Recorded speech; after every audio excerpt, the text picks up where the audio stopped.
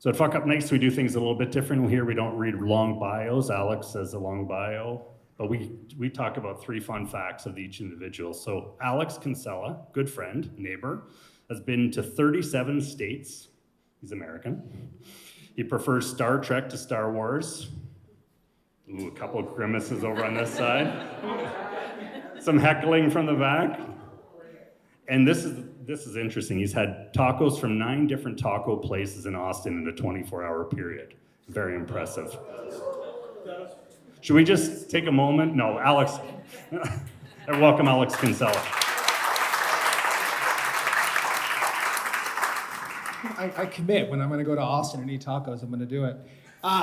What you were talking about with the people getting the name for this event wrong, I can't imagine the mind frame or the disappointment in the poor person, probably a guy, who was looking for Fuckfest on Eventbrite when he should have been on Meetup. Poor guy. And the other things, you were talking earlier about like definitions of failure. So as I get into this, I'll talk a little bit about my parents. My mom's definition of failure is dying. So anytime that we had a fuck up in life, she would comfort us in her way and just say, well, you're not dead, so you live another day and you can try again. And that's stuck with me through life. And so I'll tell you some stories here. I do like this. This is Fuck Up Nights for 2 reasons. So one, I get to curse a lot. I like cursing in person. I think it's a very fun thing to do. Who likes cursing in person? Yeah. I can't curse online though. And it's crushing me because like I wanted to tweet about the event and I'm like F asterisk asterisk like a child would do. And then today I was sharing it on like a Slack thing and I still do it in Slack. I'm like, hey, I'm speaking this thing tonight and it's Fuckup Nights. Do you like Battlestar Galactica? They said frack in that. But no one does. Who likes Battlestar Galactica? It's not one of my stories. I just always ask that question. I fucking hated that 3rd season so much and it drives a lot of what I do in life to make up for that. So I'm gonna go into my story now. I know I only have 10 minutes. This is me.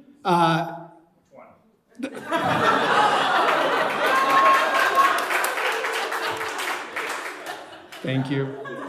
I'm just gonna shut it down now. It was good.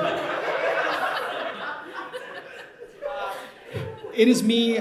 I'm the child, the human child, in this black and white photo. That is a donkey, the animal. I am a bit of an ass. But I actually fucked up with this photo once. It's not even a long story. My parents sent it to me. They're like, hey, remember this? And I'm like, no, look at me. I don't remember the time I rode a random donkey somewhere. So then it was like when, Lonely Island had I'm on a boat. And I was like, in my head, I got I'm on a goat, because I worked at Communitech and we have fucking goats everywhere. And I got stuck and I posted it on Facebook. I was like, I'm on a goat. And someone's like, it's a donkey. Son of a bitch. Got everything wrong. Anyways, that is in Dublin, Ireland. Believe it or not, there's donkeys in Ireland. I was born in Dublin.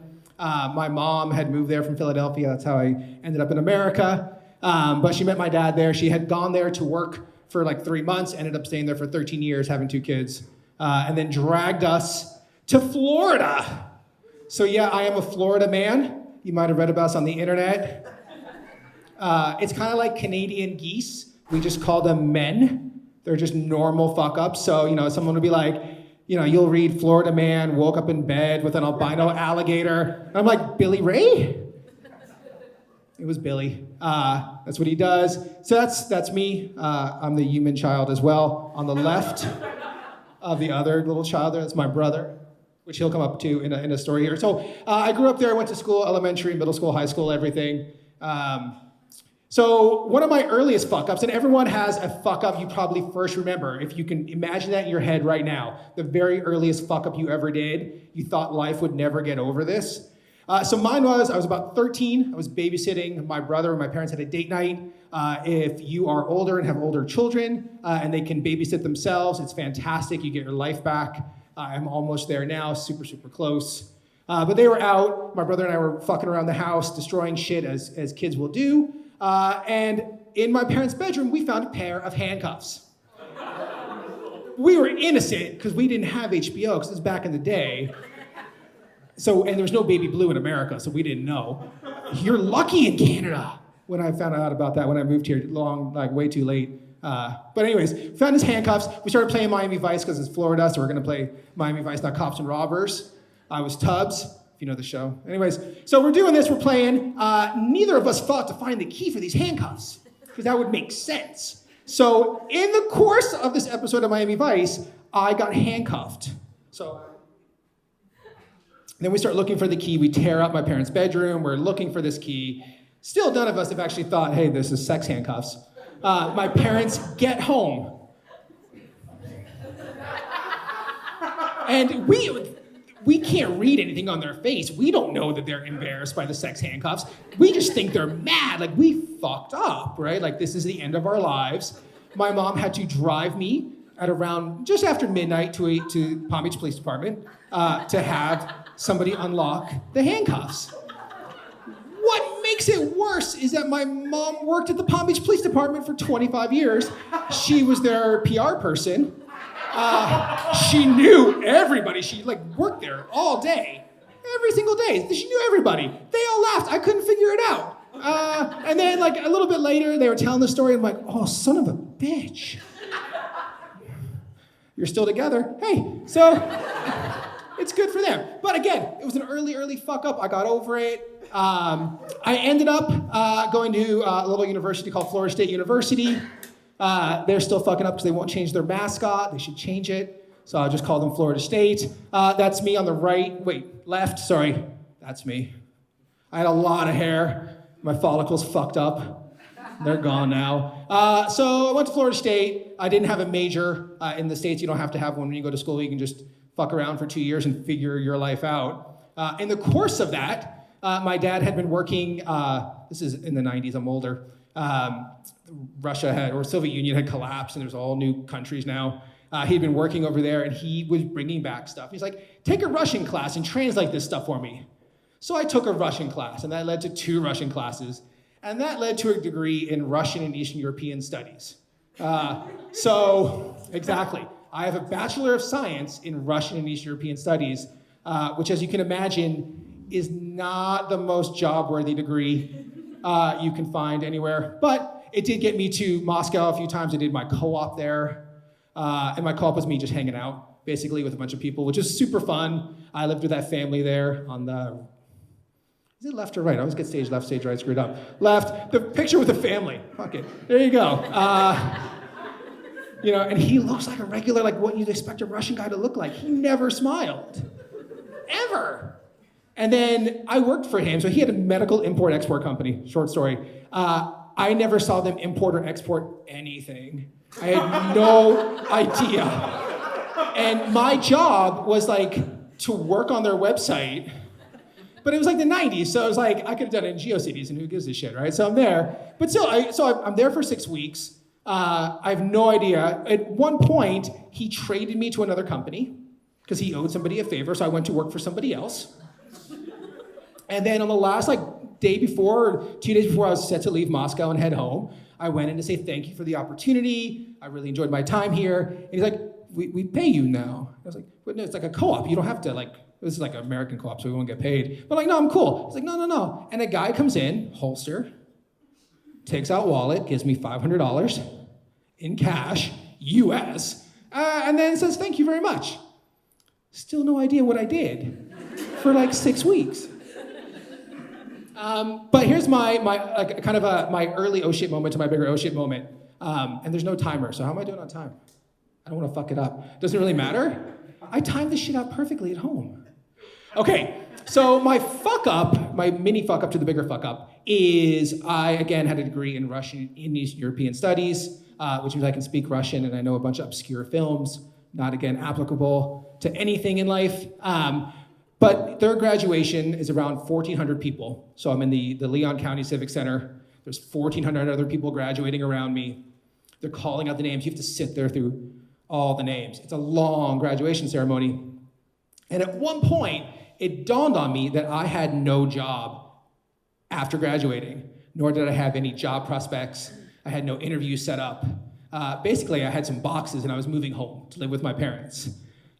So it was a bit of an oh shit moment, but I took it in stride. So I moved back to West Palm Beach. I got a job at Florida Atlantic University, which are the burrowing owls, which is a fantastic mascot because they're owls that bury themselves in the dirt. I never saw one on campus for a year, but it was a good job.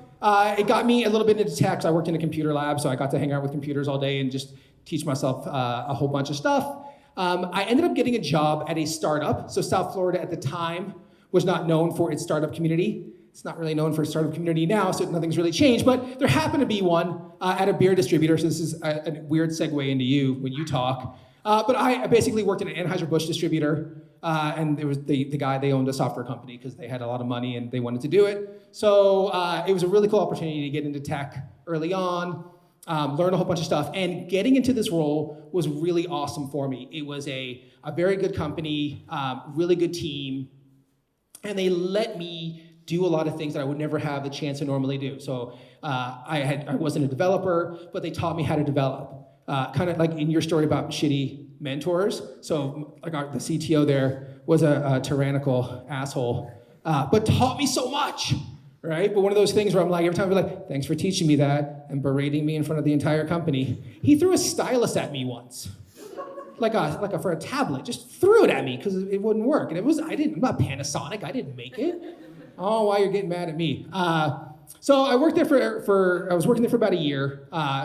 And it was, again, a really great company because it was also at the time when we didn't have conversations around diversity and inclusion, a very diverse company, people from every single background you can imagine, really focused on work-life balance.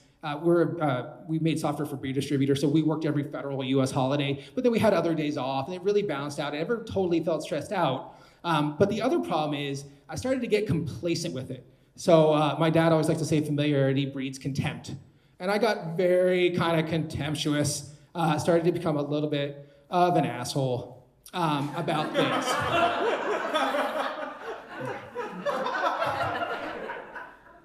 I've had this like on my Dropbox for years, and I was like, today's the fucking day. Coming out, GIF. So I got complacent. I had a team. I was in my mid-20s. I had 2 people who reported to me. I was traveling around. Again, I got to visit more states than pretty much most people in America get to go to. A lot of places you would never want to go to. Wyoming. Super scary. Really scary place. But I'm there, and I'm not being the best person I could be. I'm not being a good leader. I'm not being a good teammate. And I wasn't aware of it. I was just again, fucking up and being an asshole. And so my oh shit moment, and this is what all led up to. My VP, Glenn, called me into his office, and he's like, hey, come in, come sit down. Okay, sit down. And he's like, hey, do you like working here? I was like, I wasn't really thinking anything. I was like, I like it. He's like, it doesn't fucking show. I was like, oh, this is going to be a serious conversation. Should have worn a polo. And he's like, I don't know what's wrong. I don't know if it's something in your personal life. I don't know if it's here. I don't know. But you need to find out whatever it is that's causing this, and you need to fix it or leave. And it was, again, like I've never, like through my entire life up to then, from high school and university and other jobs, never been fired. So far, knock on wood, never been fired, never really had a bad performance review, always kind of considered a team player. And I just, for any combination of reasons, living at home and spending all my money and not really like getting my shit together, I became a bad employee, and I had never thought that it had happened.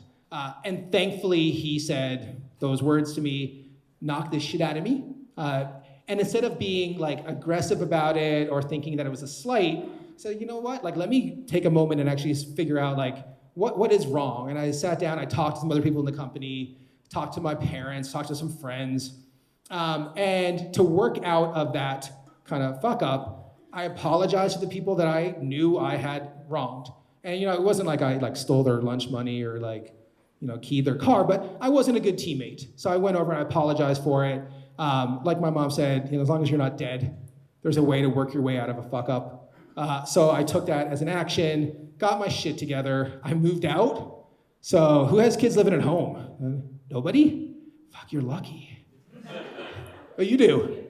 Or you have one living at home? You can. Oh yeah, well. I could beat you. I got 3, and they don't pay for shit. And they leave the light. I've become like, we all become it. The lights are on. There's clothes on the fucking floor. You know, you stole that one's hoodie. You know, whatever. It's fine.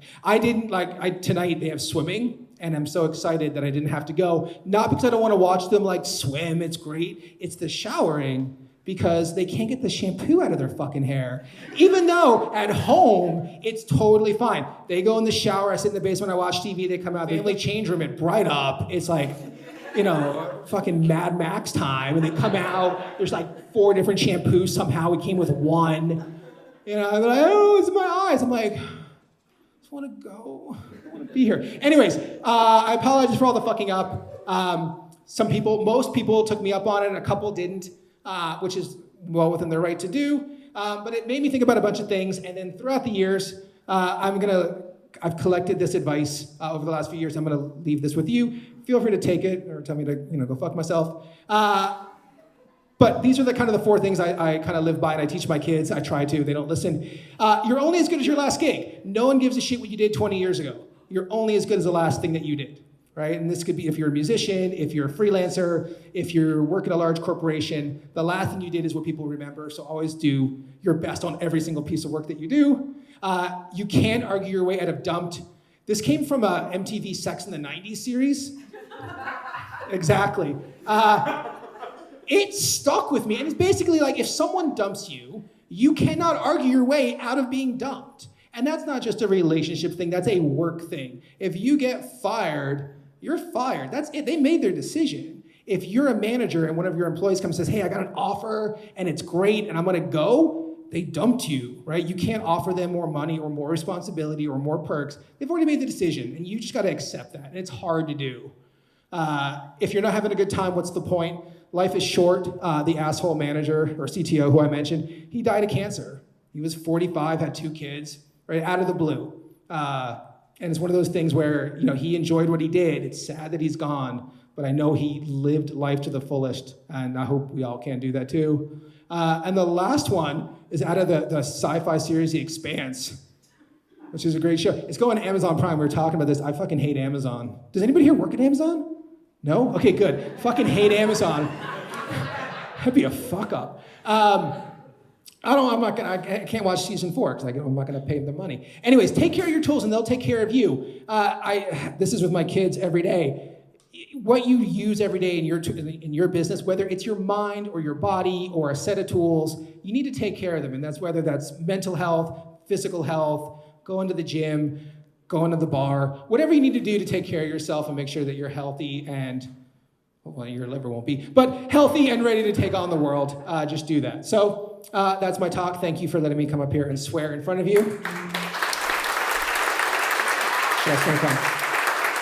Right?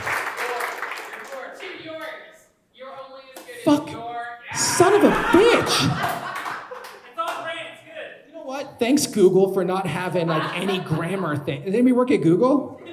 Well, we got 9,000 people in town. There's gotta be one. Okay, if anybody knows anybody, have them add spell check. Talk to Steve Woods. One of the positive mentors in my life said, there's an asshole in every room. You look around the room, you can't see the 2. So at one point, perhaps. You might know.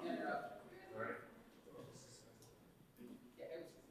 There we go. Questions for Alex, anyone? Hi, Matt. Hey, this question is about your last name. I heard you get really pissed off when people call you Alex Kinsella. How do I say your last name? So I don't get pissed off. I'm one of the, it's Kinsella, you just don't say the E. It's super weird. But everyone say it together. Kinsella. Yeah, you just don't say the E. It's a weird Irish name. I don't get mad, I just never tell anybody. But it's a weird thing, right? I don't want people to think I'm like an angry person. I fucked that up at the beginning, didn't I? But I'm so it's been 43 years, I gave up. It's good. It's super chill. Were the handcuffs pink and fluffy? No, they were like police handcuffs. But again, if they were pink and fluffy, I would have just been like, oh, Sailor Moon or some shit. I don't know. Why did your parents have to keep you? Because we tore up the bedroom looking for it, so we knocked it wherever. We never found the fucking key. Yeah.